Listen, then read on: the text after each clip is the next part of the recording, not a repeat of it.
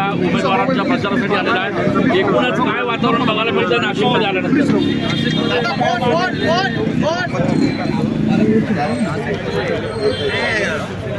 चांगलं वातावरण पाहायला मिळतं। नगरपालिकेचे फोन पाहायला मिळाले असेल की आगारामधून 5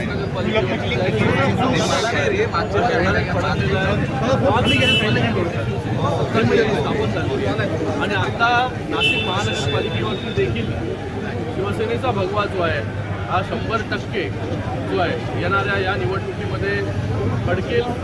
मला वाटतं या नाशिककरांनी नेहमी शिवसेनेला भरपूर आशीर्वाद दिलेला आहे।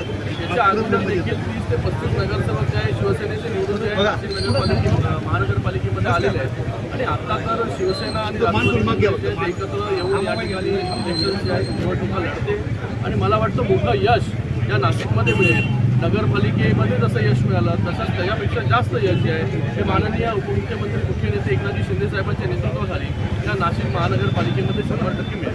भाजपने नाशिकमध्ये 100+ नारा दिलेला आहे। आपला काही विशेष नारा असणार आहे का? 100+, 150+? आकड्याच्या गणितामध्ये जात नाही। मला वाटतं नाशिक महानगरपालिकेमध्ये शिवसेनेची सत्ता जी आहे ही 100% या ठिकाणी येणार आहे आणि शिवसेनेचाच महापौर जो आहे या नाशिक महानगरपालिकेमध्ये। दादा, आपला महत्त्वाचा मुद्दा कोणता राहणार आहे निवडणुकीमध्ये?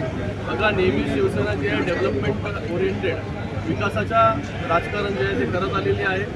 शिंदे साहेब जेव्हा मुख्यमंत्री होते तेव्हा देखील सगळ्यात जास्त काम जर कधी झालं असेल तर त्यांच्या कार्यकाळामध्ये झालं। सगळ्यात जास्त निधी जर कधी मिळाला असेल तर तो त्यांच्या कार्यकाळामध्ये मिळाला। 3 वर्षाच्या कालावधीमध्ये 2.5-3 वर्षाच्या कालावधीमध्ये पूर्ण महाराष्ट्रामध्ये इतक्या मोठ्या प्रमाणामध्ये नवीन योजना आणण्याचं काम जे आहे शिंदेसाहेबांच्या नेतृत्वाखाली झालं।